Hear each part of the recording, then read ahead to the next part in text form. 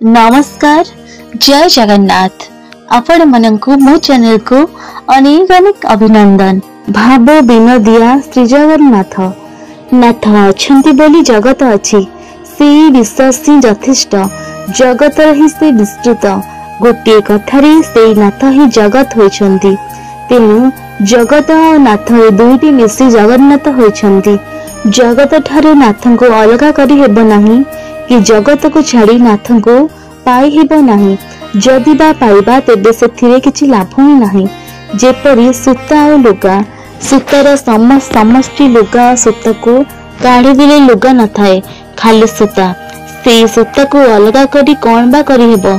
निरर्थक ए सब विश्लेषण गवेषणा।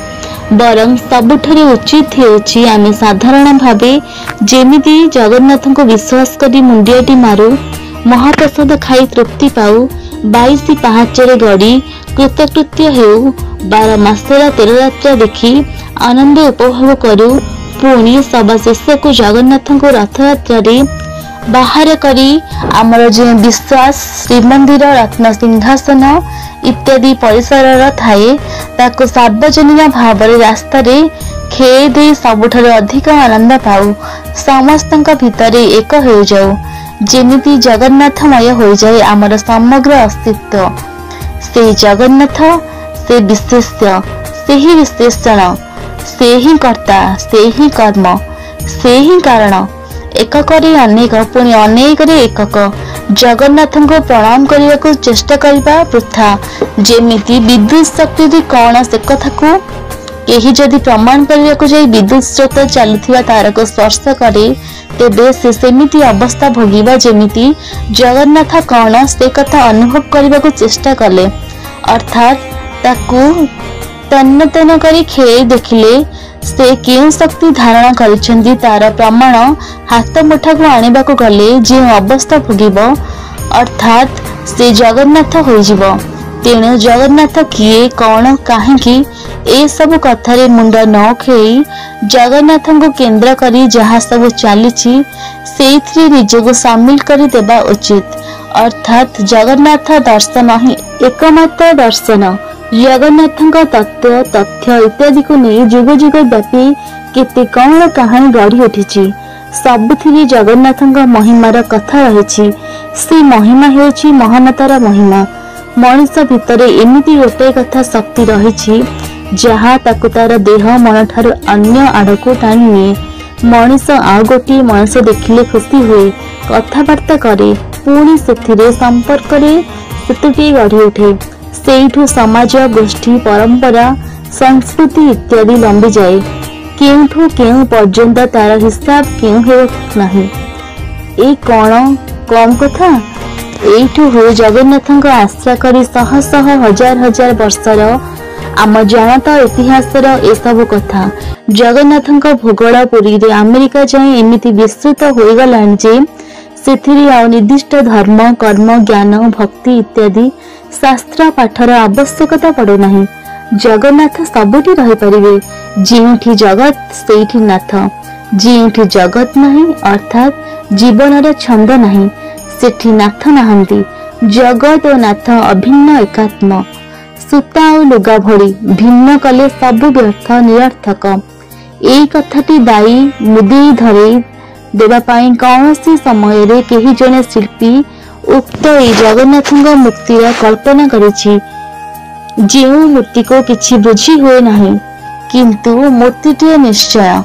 किंतु मूर्ति भावे जेते देवदेवी, साधु, सन्थ, महात्मा बा अवतार माननको पृथ्वीव्यापी भिन्न भिन्न मत, विचार, उपाधि, अलंकार द्वारा वर्णना करा जाइछि, जगन्नाथ सेठु व्यतिक्रम। ए जो विशेषत्व ताहा ही जगन्नाथ को आज ए प्रसिद्ध करि परिछि। किछि रंग, किछि रेखा, जेमिति नक्साटी मानचित्र ग्लोब रे अंका जाइथाए। देश, महादेश, समुद्र, पर्वत इत्यादि को संकेत रे चिन्ह दिया जाइथाए। सेमिति जगन्नाथ मूर्ति जगत सृष्टिर यौगिक रूपरेखा को एपरी प्रतीक भाव में देखि दिया जाइछि जे सेथिरे आमे केवल कलंका अथच निज निजर अति प्रिय, अति आपणार आनंदमय, छंदमय प्रतिबिंबटी देखो, अर्थात निजको निजे देखो। ଯଦୃଷ୍ଟି ଭାବନା ଯସ୍ୟ ସିଦ୍ଧିର୍ଭବତି ତଦୃଷ୍ଟି। ଜଗନ୍ନାଥ ଯେମିତି ସେମିତି ଦର୍ପଣ। ଦର୍ପଣର ନିଜସ୍ୱ ରୂପଟିଏ ନଥାଏ, କିନ୍ତୁ ସବୁ ରୂପକୁ ସେ ଦେଖାଏ। ରୂପ ଗୁଡ଼ାଏ ତା ଭିତରେ ଦେଖାଯାଏ। ନିଜକୁ ନିଜେ ବିନା ଦର୍ପଣରେ କେହି ଦେଖୁନାହିଁ। ନିଜର ମୁହଁ ନିଜେ ଦେଖିବାର ଏକମାତ୍ର ମାଧ୍ୟମ ହେଲା ଦର୍ପଣ। ନିଜର ମୁହଁକୁ ଛାଡ଼ି ଆମେ ଆମର ଦେହର ଅନେକ ଅଂଶ ଦେଖିପାରୁ, କିନ୍ତୁ ଆମ ମୁହଁକୁ ନୁହେଁ। ଅନ୍ୟର ମୁହଁକୁ ଜଣେ ଦେଖି ଅନୁମାନ କରେ ଯେ ତାର ବି ଗୋଟେ ମୁହଁ ଏମିତି ଅଛି। ଏଇ ଦେଖିବା କାମଟି କାହା ଦ୍ୱାରା ହୁଏ ସେ କଥା ଆଉ କହିବା ଦରକାର ନାହିଁ। ଦେଖେ ଆଖି ଏବଂ ଏଇ ଆଖି ଭିତରେ ଥିବା କଳାଧଳା ଦେବାର ସ୍କ୍ରିନ୍ ବା ପରଦା, ତା ଭିତରେ ଦେଖିବାର ଶକ୍ତିଟି ଅଛି ଯାହାକୁ ଆମେ ପୁଅ ବୋଲି କହୁ। ସେଇଟି ନଥିଲେ ଆଖିର ସବୁ ଛାଞ୍ଚ ଥାଇ ବି ଦେଖି ହୁଏ ନାହିଁ। ସେଠୁ କୁହାଯାଏ ଅନ୍ଧ। ଅନ୍ଧକୁ ସବୁ ଅନ୍ଧାର। ଯାହା ସେ ଦେଖେ ଅନୁମାନ କରି ଦେଖେ। ହାତ ମାରି ଏକ ଅସୀମାକୁ ସତ୍ୟ ହିଁ କହେ। ଯେମିତି 6 ଅନ୍ଧକଙ୍କ ହାତୀ ଦେଖା କଥା କୁହାଯାଇଛି। ଜଗନ୍ନାଥଙ୍କୁ ଯଦି ଆମେ ଠିକ ଆଖିରେ ଦେଖିବା ତେବେ ସେ ଅମୁକ ସମୁକ ବୋଲି ଦେଖାଯିବେ ନାହିଁ, ବରଂ ଦେଖାଯିବେ ସେ ଯେମିତି ସବୁ ତତ୍ତ୍ୱ ସବୁ ତଥ୍ୟର ସମାହାର ହୋଇ ସମୁଦ୍ର ଭଳି ଆକାଶ ଭଳି ଆମକୁ ଘେରି ରହିଛନ୍ତି। ସେ ଯେଉଁ ଭାବରେ ଦେଖେ ତାକୁ ଅତୁଳ ବିପୁଳ ବିହଳତାର ହିଁ ଆଚ୍ଛନ୍ନ କରିଦିଏ। ଏମିତି ଆମର ନିଜର ରୂପଟା ସବୁ ରୂପ ସାଙ୍ଗରେ ମିଶି ଏକ ରୂପ ହୋଇଥାଏ। ସବୁ ରୂପରୁ ପୁଣି ସେ ଅତୀତ ସମାହିତ। ସେ ଗୋଟାଏ ଜାଗାରେ ରହିବି ସବୁ ଆଡକୁ ସେଇ ଛାଇ ଆଲୁଅର ଖେଳ ଭିତରେ ଖେଳେଇ ହୋଇ ଯାଇଥାଏ। ଯେମିତି ସୂର୍ଯ୍ୟ ଗୋଟାଏ, ତାର କୋଟି କୋଟି କିରଣମାଳା ତାର ସ୍ଥିତିକୁ ପ୍ରଭାବକୁ ଅନୁଭବ କରାଇ ପାରେ। ସେମିତି ଜଗନ୍ନାଥ ପୁରୀରେ ରହିଲେ ବି ତାଙ୍କର ମହିମା ସେ ଶ୍ରୀମନ୍ଦିର ଗୁହା ଭେଦ କରି, ସେ ମେଘନାଦ ପାଚେରୀ ଭେଦ କରି ଇଲେକ୍ଟ୍ରୋୱେଭ ଭଳି ପୃଥିବୀକୁ ଅତିକ୍ରମ କରି ଯାଇଛି। ଏ ଯେଉଁ ଅନୁଭବ ଆଜି ବିଜ୍ଞାନ ଯୁଗରେ ଆଉ ଉଦ୍ଭଟ ବୋଲି କହିହେବ ନାହିଁ। ସଫ୍ଟୱେୟାର ଟେକ୍ନୋଲୋଜି ଦ୍ୱାରା ଆଜି ଆମେ ଗୋଟେ ଇଲେକ୍ଟ୍ରୋନିକ୍ସ ଯୁଗରେ ବାସ କରୁଛେ। ଏଥିରେ ଜଗନ୍ନାଥ ସର୍ବବ୍ୟାପୀ ଅସ୍ତିତ୍ୱର କଥା କାହିଁକି ଅବାନ୍ତର ବିବେଚିତ ହେବ?